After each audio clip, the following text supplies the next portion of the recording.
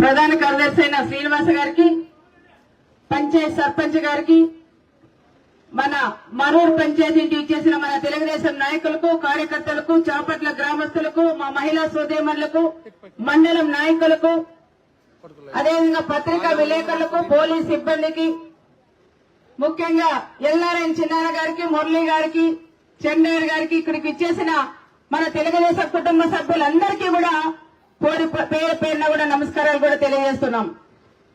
ఏమ్మా రోడ్ వేసిండు సంతోషంగా ఉన్నారా? ఏం ములుకు పలకల సంతోషం ఎక్కువై మాట రాలేదా? ఇప్పుడే నేను వేదిక మీద వచ్చినప్పుడు నరసింహులు అన్నగారు ఇక్కడే ఉన్నారు. అన్న బొక్క ఇచ్చి అమ్మ మా ఊరికి రోడ్డు వేయించారు, చాలా సంతోషంగా ఉంది.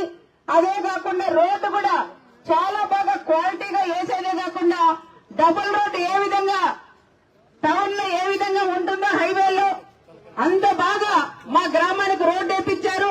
మా భూములు కూడా ఈ రోజు విలువ పెరిగేటట్లు చేసిన ఘనత అది మీకే దక్కుతుందమ్మా అని ఇప్పుడే అన్నగారు కూడా చెప్పిన విషయం మీకు గుర్తు చేస్తున్నాం. ఆ రకంగా నేను కూడా నడుచుకుంటూ వస్తుంటే మా మహిళలు అన్నారు, అక్క మా అమ్మోళ్ళు ఎప్పుడైనా పుట్టింటి వాళ్ళు ఇంటికి రమ్మంటే రోడ్డు బాగాలేదమ్మా, చాలా టైం పడుతుంది, రాలేకపోతున్నాం అన్నారు. ఈ రోజు మా అమ్మోళ్ళు కూడా చాలా సంతోషపడుతున్నారక్క, మీకు కూడా చెప్పమన్నారని మా మహిళా సోదరులు కూడా చెప్పిన విషయం ఇక్కడ మా సోదరులు కూడా తెలియజేస్తున్నాం. మీరైతే బైకులో పోతారు, వెనక కూర్చున్నప్పుడు మాత్రం చాలా ఇబ్బందికరంగా ఉంటుంది. ఈ రోజు అట్లా కాకుండా చాలా బాగా బైకులో కూడా మా కథలు లేకోకుండా వెహికల్లో కూడా మేము పోతామక్క అని చాలా సంతోషంగా ఈ రోజు మన చాపట్ల గ్రామస్తులు కూడా చెప్పిన విషయం మనం అందరూ కూడా గుర్తించాల. నిన్నటి దినమే నాగసముద్రం రోడ్డు వేస్తే ఆ గ్రామంలో కూడా ఇదే విధంగా ఎంతో సంతోషంగా ఉత్సాహంగా ఒక పండుగ వాతావరణం లాగా మన నాగసముద్రంలో కూడా చేశారు. అదే పాటలోనే ఈ రోజు మన చాపట్లలో చాలా సంతోషంగా ఒక పండుగ వాతావరణం లాగా నాకైతే ఎంతో సంతోషం. ఫస్ట్ టైం నేను ఈ గ్రామానికి వచ్చినప్పుడు ఎప్పుడూ లేని సంతోషం ఈ రోజు కూడా నాకు కలిగింది. పూల వర్షం కురిపిస్తూ, టపాకాయలు పేలుస్తూ, డ్రమ్స్ కొట్టుకుంటూ నన్ను ఆహ్వానించిన మా ప్రతి ఒక్కరికి చాపట్ల గ్రామస్తులందరికీ కూడా పేరు పేరు నమస్కారాలు. ఎందుకంటే ఇది చిన్న గ్రామమైనా చాలా బాగా దాదాపు 133 మెజార్టీ ఇచ్చిన గ్రామం మన చాపట్ల గ్రామం అని కూడా చెప్పుకోవచ్చు. ఆ రోజు ఎలక్షన్ అప్పుడు వచ్చినప్పుడు ఓటు తేవడం జరుగుతోంది, చాలా బిజీగా ఉన్నారు, మీరు ఇబ్బంది పడతాను, నేను ఒక్క మాట వెళ్ళిపోతానంటే బంధువులు కూడా వస్తారు లెక్క, మీరు ఉండాలా, మీరు మాట్లాడాలా, మెల్ల మీరు గెలుస్తారు, గెలిచినాక రోడ్డేసే మా గ్రామానికి రావాలక్క అని మీరు కూడా నాకు ఆశీర్వించి పంపించిన గ్రామం మన చాపట్ల గ్రామం అని కూడా చెప్తున్నాం. మీకు మాట ఇచ్చాం, మాట నిలబెట్టుకునే కుటుంబం ఒక పరిటాల కుటుంబం అని ప్రత్యేకంగా మీకు అందరికీ కూడా తెలియజేస్తున్నాం.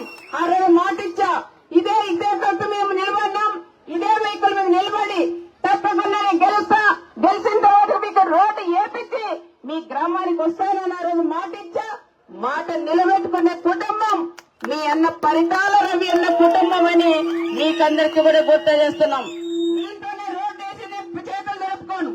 చాలా కూడా మన ప్రభుత్వం వచ్చింది, 5 సంవత్సరాలు చాలా వరకు ఇబ్బంది పడినారు, చాలా కేసులు పెట్టారు. ఎన్ని ఇబ్బందులు పెట్టినా ఏ కార్యకర్త కూడా పక్కన పోయి కండవ వేయించుకోలేదు. పరిటాల కుటుంబం అంటే మేము ఉంటామని నడిచిన వ్యక్తులు నా తెలుగుదేశం కుటుంబ సభ్యులను కూడా నేను చెప్తున్నాం.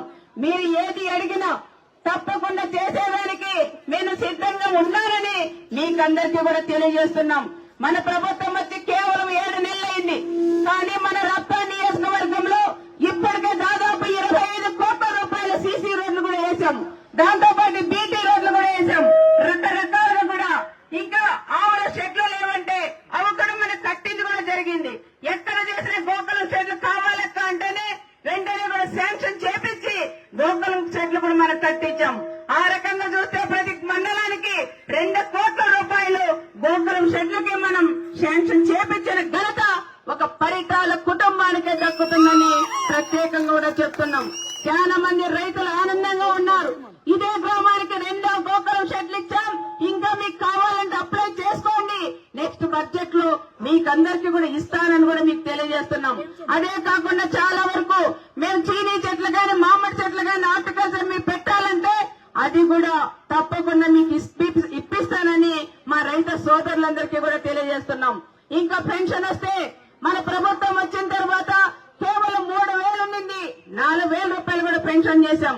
వైఎస్ఆర్ ప్రభుత్వంలో మన పార్టీ వాళ్ళందరికీ రేషన్ కార్డులు కూడా తొలగించి చాలా వరకు పెన్షన్లు కూడా తొలగించారనే విషయం ప్రతి ఒక్కరు కూడా ఆలోచన చేయాల. కానీ మన ప్రభుత్వం వచ్చిన మా తెలుగుదేశం నాయకులు గారు మేమందరం ఒకటే నిర్ణయం తీసుకున్నాం.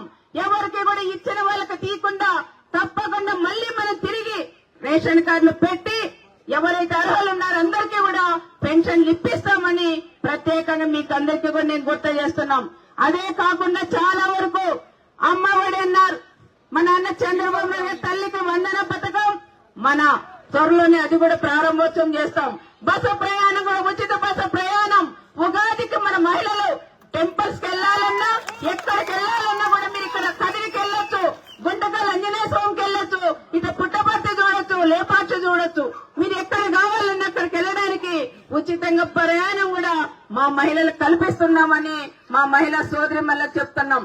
మీకు కూడా నెలకు 1,500 రూపాయలు ఇస్తామని చెప్పాం. అది కూడా త్వరలోనే ఇస్తామని మా మహిళా సోదరి మళ్ళందరికీ కూడా చెప్తున్నాం. దాంతో పాటు బీసీలు కానీ ఎస్సీ కానీ ఎస్టీలు కానీ అందరికీ 50 సంవత్సరాలకే మీకు పెన్షన్ ఇస్తామని ఆ రోజు మీకు మైకులు కూడా చెప్పాం.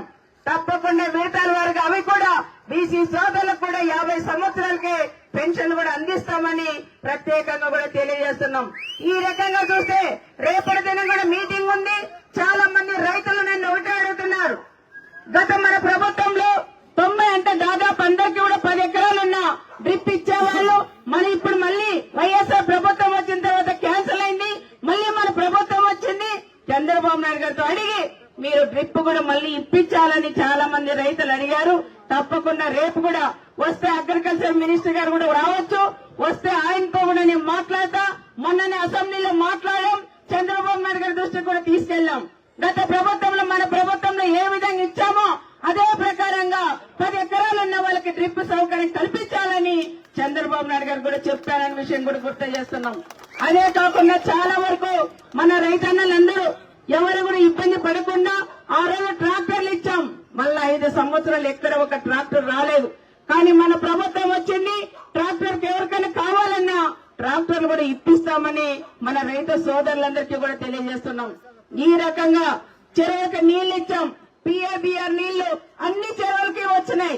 గొందరెడ్డిపల్లి చెరువు కూడా మరవెళ్ళిందని ఆ గ్రామస్తులందరూ కూడా వాట్సాప్ కూడా పెట్టింది కూడా జరిగింది. రైతులకు ఎవరు ఇబ్బంది పడుకోకుండా అక్కడ తాగడానికి కానీ నీళ్లు డ్రింకింగ్ వాటర్ గాని అదేవిధంగా చెరువులకు నీళ్లిచ్చి రైతాంగం కాపాడే కుటుంబం ఒక పరిటాల కుటుంబం అని మీకందరికీ కూడా నేను పేరులో కూడా తెలియజేస్తున్నాం. ఈ రకంగా వాటర్ ప్లాంట్లు కూడా లేవంటే ఇక్కడ కూడా ఒక వాటర్ ప్లాంట్ పెట్టాం. మన నియోజకవర్గంలో వైఎస్ఆర్ గవర్నమెంట్ లో వాటర్ ప్లాంట్ పెట్టింటే వాళ్ళ దుర్మార్గులు దానికి రంగలేసుకొని వాళ్ళే కూడా ఉపయోగించుకున్న కూడా జరిగింది. కొన్ని గ్రామాల్లో కూడా కేసులు పెట్టి జైలుకు కూడా పోయినారు మన వాళ్ళు. ఎవరికి కూడా భయపడలేదు. అలాంటి మళ్ళీ తిరిగి మన ప్రభుత్వం వస్తే అన్ని రిపేర్లు కూడా చేసి ఎక్కడైనా మోటార్ ఇబ్బందికరంగా ఉందంటే అది కూడా తెప్పించి సిద్ధార్థ బాబు కూడా ప్రతి గ్రామంలో ఎవరికి ఇబ్బందిగా ఉంటే వాళ్ళందరికీ కూడా వాటర్ ఫిల్టర్లు తెప్పించి అన్ని గ్రామాల్లో మంచినీళ్ళు ఇచ్చిన కుటుంబం కూడా ఒక పరిటాల కుటుంబం అని ప్రతి ఒక్కరు కూడా గుర్తించాలని కూడా నేను కోరుకుంటున్నాం. ఈ రోజు మేము మొన్ననే దానికని మీరు ఎవరు కూడా అందరూ కష్టపడి చాలా ఇబ్బందులు కూడా పన్నారు మీరు 5 సంవత్సరాలు. కానీ పరిటాల కుటుంబమును వదిలి ఎవరు కూడా బయటికి పోలేదు. అందుకని మీకందరికీ కూడా పరిటాల కుటుంబం తలుపులు తెరిచే ఉంటాయి. పని మీరు అడగంగానే వెంటనే జరగకపోయినా తప్పకుండా మళ్ళీ మీరు అక్క ఇది చేయలేరు కదని ఇంట్లో కూర్చోకోకుండా తిరిగి వచ్చి అక్కతో కొట్లాడి మీరు పని చేపించుకొని పోవాలని ప్రత్యేకంగా మీకు అందరికీ కూడా తెలియజేస్తున్నాం. అలిగి కూర్చుంటే మన పనులు కావు. వచ్చి తిరిగి అయినా మీకు హక్కు ఉంది. ఆ కుటుంబం దగ్గరికి వచ్చి మీరు మాట్లాడి మీ పనులు కూడా చేయించుకొని వెళ్లాలని మరొక్కసారి మీకు తెలియజేస్తున్నాం. ఇక్కడ డీలర్లు గాని ఫీల్డ్ అసిస్టెంట్లు గాని అదే విధంగా చాలా మంది ఇక్కడికి వచ్చారు. అధికారులు కూడా ఎంపీడీఓ గారు గాని వాళ్ళ సిబ్బంది గాని డి గారు, ఈ గారు, జై గారు అందరూ కూడా ఇక్కడికి వచ్చారు. వాళ్ళందరికీ కూడా పేరు పేరున నమస్కారాలు కూడా తెలియజేసుకుంటూ మరొక్కసారి ఈ గ్రామానికి ఇంకా చిన్న చిన్న పనులున్నాయి, అవన్నీ చేసి మళ్ళీ మీ గ్రామానికి వస్తానని మీకందరికీ కూడా పేరు పేరున నమస్కారాలు కూడా తెలియజేసుకుంటూ సెలవు తీసుకుంటున్నాను.